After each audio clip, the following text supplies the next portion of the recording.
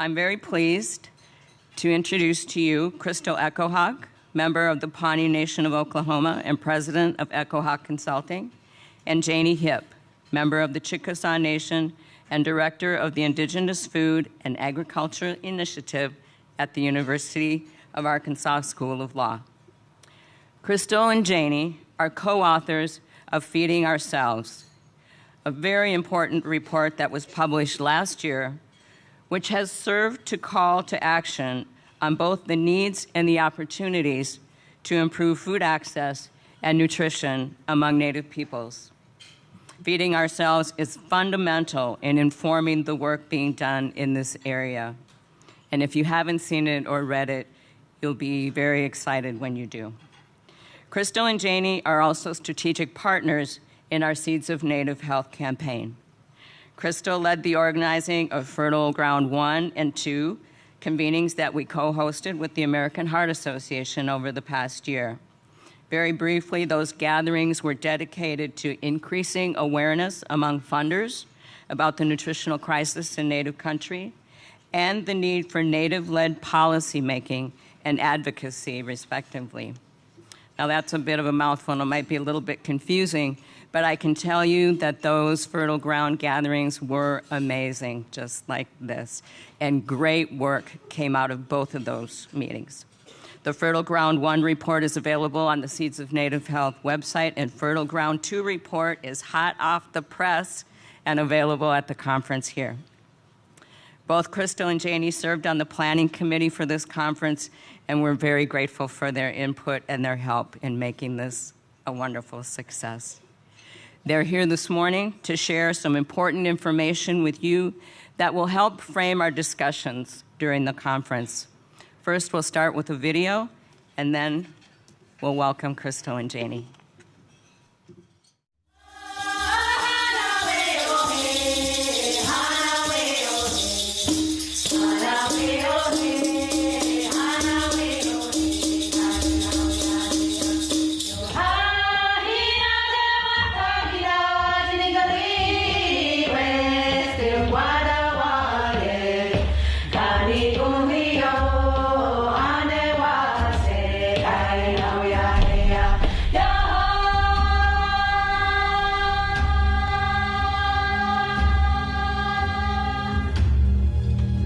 Since the creation of the United States government has had a series of policies that sometimes very inconsistent with regard to Indian tribes and Native peoples in this country. So years of federal policy, including removal and assimilation, and now lives on reservations in Indian country throughout the United States, has led to a change in the way that we live and the way that our governments operate, but also the ways that we eat. When that happens, foods change. And in many cases, when those removals and relocations and terminations were happening, other people's foods were substituted for what were our traditional foodways. Places that were our Aboriginal territories, and where we knew what to eat and what to hunt, what to gather, those things were now changed by the trauma of removal to a new place. We've gone from peoples on this continent who had deep ties to our foodways, and throughout the course of history have been continually separated from those foods. Our opportunities now in our new homelands, where our tribal leaders have sometimes asked the question, do our people have enough food to eat? And that question has sometimes been answered with solutions through federal commodities programs or other sources of food that we're now finding out have been very unhealthy for our bodies. There's history associated with this separation from our foods that's deeply tied to federal policy, but it's also deeply personal to every tribe. Type 2 diabetes is an enormous problem throughout Indian country, and that's now manifesting itself not only through our elders and our adults, but also our children.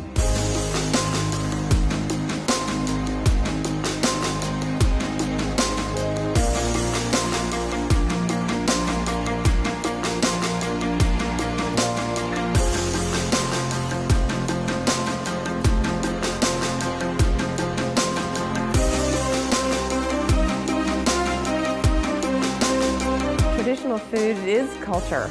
It is everything about us. It's deeply intertwined with our ceremonies. It's deeply intertwined with our languages. When we were stronger in our foods, we were healthier as a culture and healthier as a people.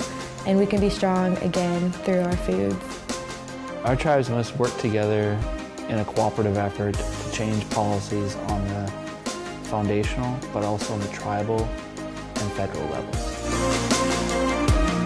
Well, food deserts are defined under federal law to be any time that a community is separated from a potential food source, such as a supermarket, a grocery store, by 10 miles.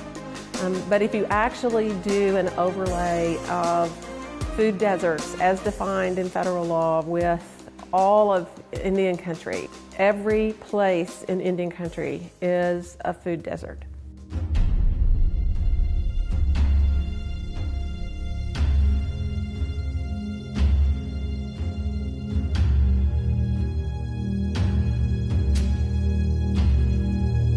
There's no one fix-all answer to these problems. It's going to take addressing them from multiple points and from us all banding together. All we have to do is decide that no longer will we be separated from our foods.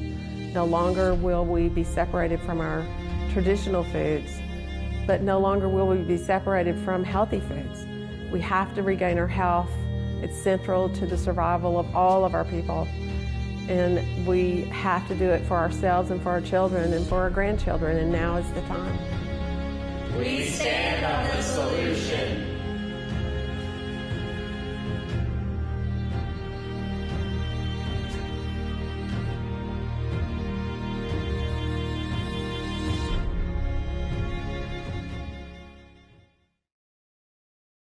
Well, it is such an honor to be here, and this is overwhelming, honestly. I mean, I really want everyone to just take a moment and look around about how many people are in this room. And if you've had the opportunity to go through the participant list and to see who is in the room, and that this is truly an unprecedented gathering. Our good friend Justin this morning gave a beautiful prayer in opening where he talked about the confluence of the rivers. Well, this meeting in this space really represents also the confluence of many different things and amazing work and amazing minds and dedication and passion to your work in nutrition, in food systems, and in health. And this is an important confluence because too many times we work in silos. We compartmentalize our work. And because of the vision and the commitment of the Shakopee, Mdewakanton, and Sioux community, we have been able to come together in this confluence in this space to not only exchange ideas and to sit up on panels and all of this good stuff, but this is about building a movement. And I think as we can see, this movement just didn't start today, and it didn't start a year ago with this report. These are just kind of milestones in capturing this energy that is happening day to day, on a day-to-day basis in the communities and Native communities across the country and institutions and organizations and all of those things that you represent today. This is a movement. And as we can see what's going on right now with our brothers and sisters in Standing Rock who are standing up right now to stand up for our water, and we're seeing it in so many communities across the United States, we as Indian people this movement is increasing, and it's about reclaiming our health. It's about reclaiming who we are. It's about reclaiming, not only reclaiming, it's exerting our tribal sovereignty. And when we think about what feeding ourselves means, it's not just about the food we eat, because we're having dinner with a dear friend last night, and she said, well, we have the right to feed ourselves crap. Excuse my language. But this is why we're here, right? Because as we highlighted in the video, feeding ourselves has been, in part, our leadership has done the best they can. And our people didn't have enough food for a long time, and many still don't. We struggle with food insecurity at the highest levels in Indian country. But this movement isn't just about feeding ourselves with whatever we can. This is about saying that we deserve more. Our bodies deserve more. We need to nourish ourselves. And we need to nourish ourselves with the best kind of food imaginable. And our traditional foods, right? We need to be thinking about our health. You know, we are now facing a health crisis in this country, and a good colleague and friend over here, Don Warren, as he pointed out when we got together for Fertile Ground 2, said this isn't just a health crisis, this is a humanitarian crisis. But we're not going to be able to shift that crisis until we really embrace this concept of feeding ourselves, which is not just about the food. It's about our communities, it's about our spirituality, it's about our culture, it's about our language, it's about taking care of one another. But we're not going to be able to do this until we come together. And there's an urgent need for us to come together and put our minds together and our hearts and our actions. And so we're honored to be here today, and I also want to mention that it wasn't just Janie and I that put together this report as well. It was also Wilson Pipestem and just so many different contributors, including, you know, First Nations Development Institute, the No to Begay Foundation, Judith LeBlanc. There were so many, and it's just a reflection of the amazing work that's happening in Indian country. So I want to transition over to my colleague, my sister, and my partner in crime, Janie Hipp, to talk about why in this moment it's so important and things that we should be thinking about while we're here over the next couple days. Thanks, Crystal.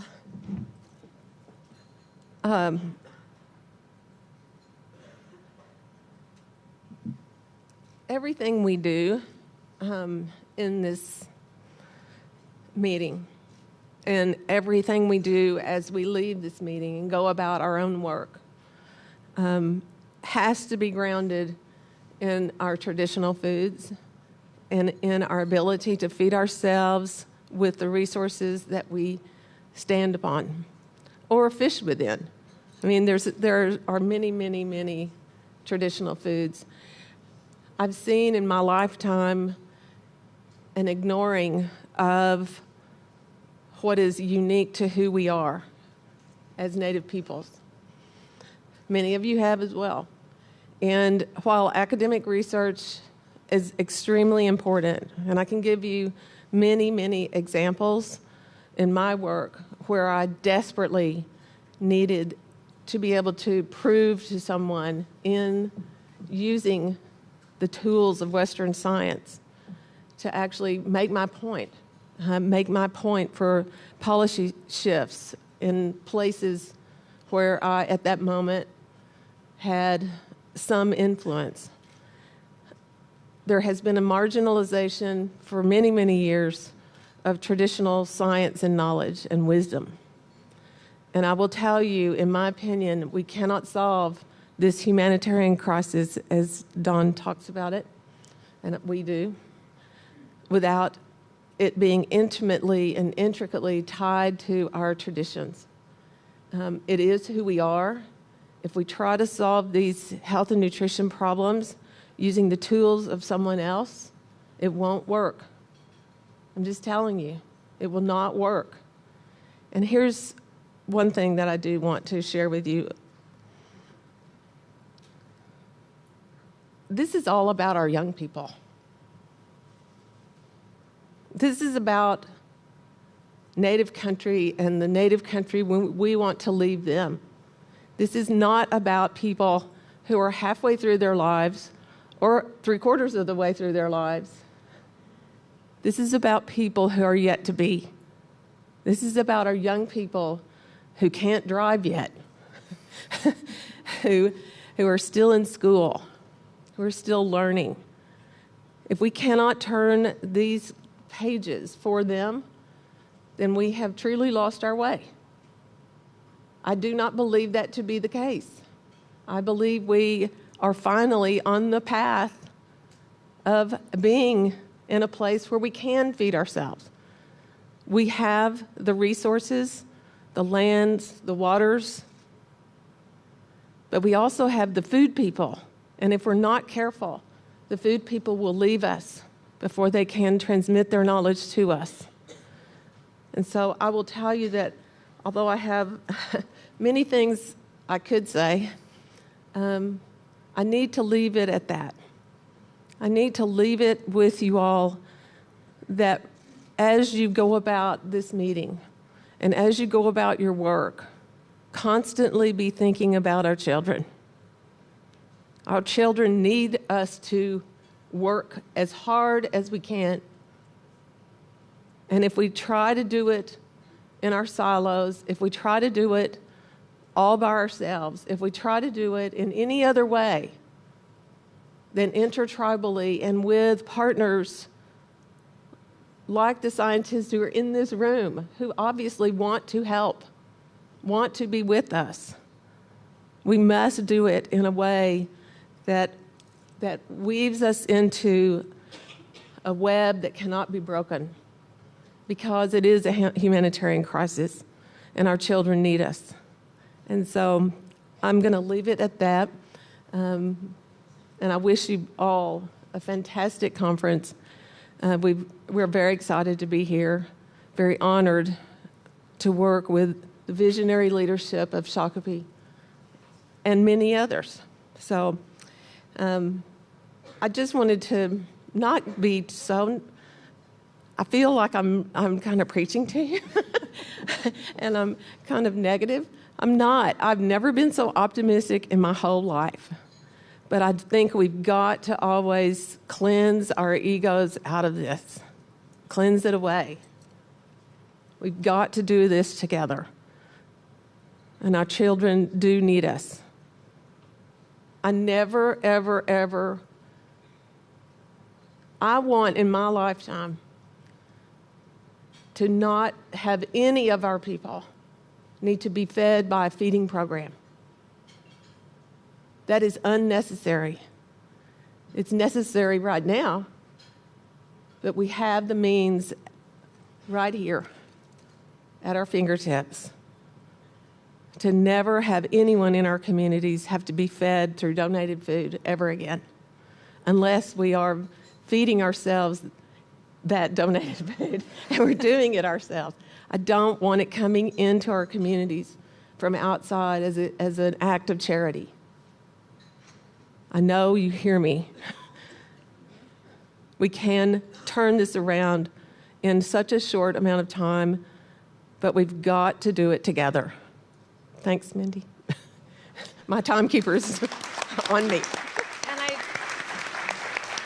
I just want to finish that by saying I love this woman, and she inspires us. But I also just want us to take a moment and recognize the visionary leadership of the Shakopee Metawakanton Sioux community, who made a $5 million commitment to this work and who are continuing to make a commitment to this work. I want to recognize Lori Watso, who is just the visionary heart champion of this work.